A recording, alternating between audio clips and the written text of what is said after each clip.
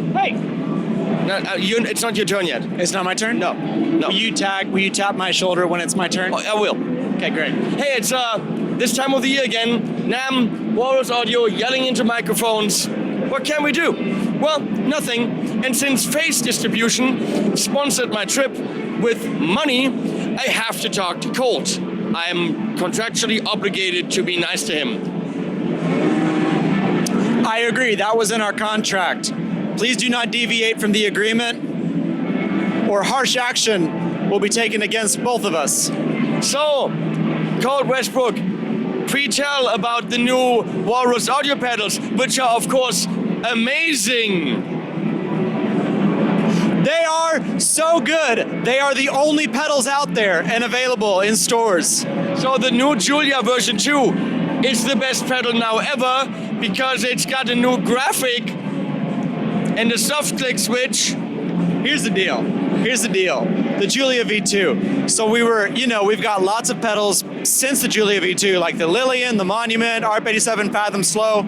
All of those feature top mount jacks, clickless bypassing, momentary bypassing also.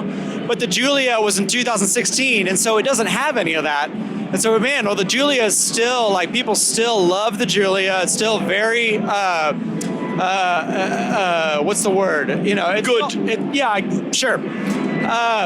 So let's modernize the enclosure, the top mount jacks, clickless bypassing, the momentary feature for the Julia. That's where you get the Julia V2. Let's go into what really happened, okay? I'm gonna tell you what really happened. They worked on the Mako Series D1 so much that they literally didn't have time to do anything else. So they were like, hey, we can't just release one pedal at NAMM, that's lame. Let's just do the Julia with the top mounted jacks and slightly change her hair. Like, that's a good idea. We're gonna sell a shit ton of them to all of our trusted fans. So the Mako turned out so mind-blowing that Julia was just an afterthought. Yeah, sure. Yeah, that's what happened. We had the Julia done before we had the Mako done, though. Do you believe that? There was nothing to do on the Julia. So we got it done first. So let's talk about Mako. Okay. Why the whale?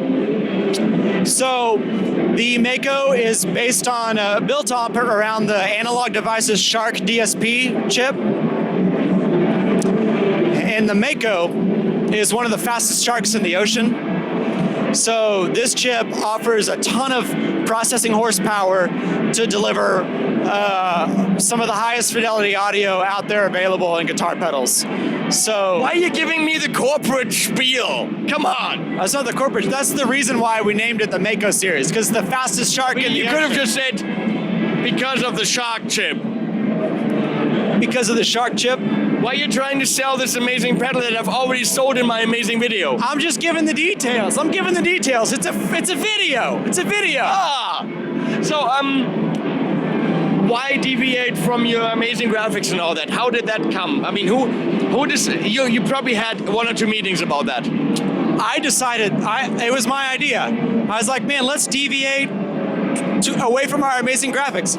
So we really wanted to put it like in a different enclosure. So this is a Walrus design enclosure. We're the only ones that have this enclosure. We wanted to try something with folded metal. And that's where you get that. And then when we started toying with graphics, well, we wanted it in a small form factor, but we had a lot of pots and switches on there and stomps. And then once you do all that, there's not really a lot of room for art. And so we're like, let's just kind of go more classic traditional and just do some basic like industry standard art and industry standard like nomenclature. And that's just kind of the direction we went with it. And we don't have like a case study on why, but we were just like, well, let's just try it and see what happens. Now, I know you don't want this question, but I'll ask it anyway. That's okay. Okay. I think you would agree with me that we all know and love and respect Joel from Chase Bliss Audio. Yes, because big Joel fans. Because he's a freaking mastermind and one of the nicest human beings you can find on the planet. This I can verify. This is true. So, how much inspiration came from his pedal designs and the success that he has with his pedals, because I see 4% inspiration in the Mako D1 from Chase Bliss. Zero. I'll answer this honestly. So we already had the hardware for the Mako finished because we already had a Shark Devices hardware platform in the Luminary. And so we started tweaking on the Luminary about 2 years ago to do a stereo in, stereo out, complete DSP monster. And so that's what the Mako is. So where Joel really shines in a lot of his stuff is like the digital brain analog heart. You know, lots of incredible tweakability on analog pedals. The Mako is not analog whatsoever. And so, but we also wanted to keep it in a small pedal size.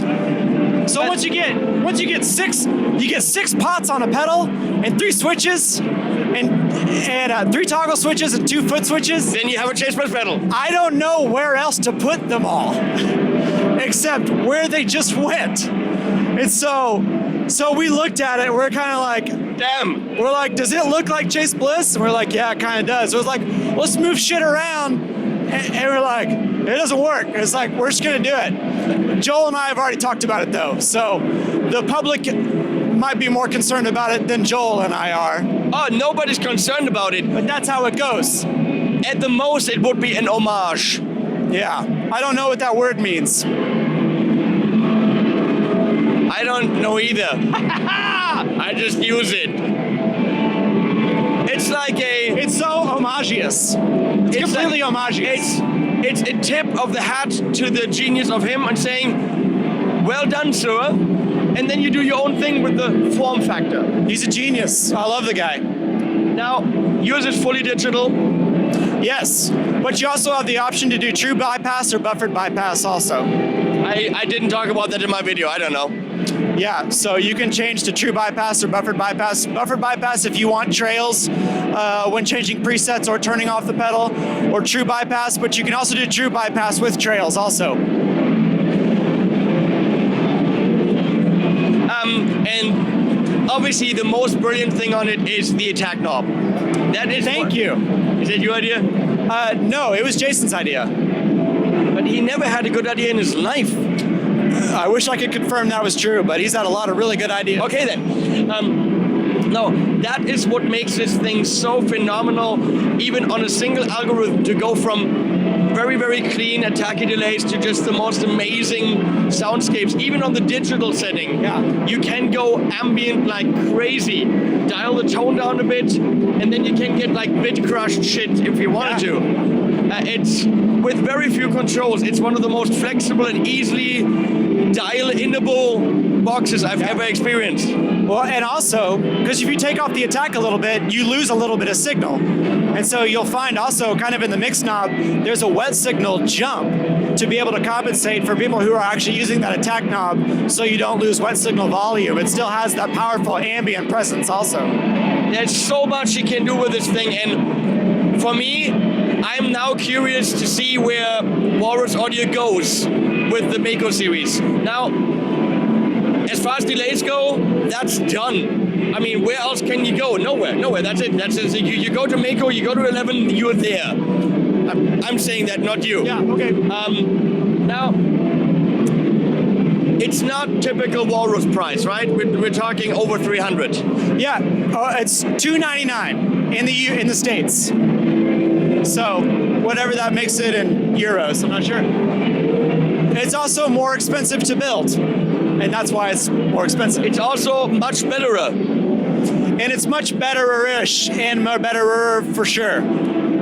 It's fully worth the price. I literally can't think of a pedal that does everything it does, that does it better. Yes, you want pure analog.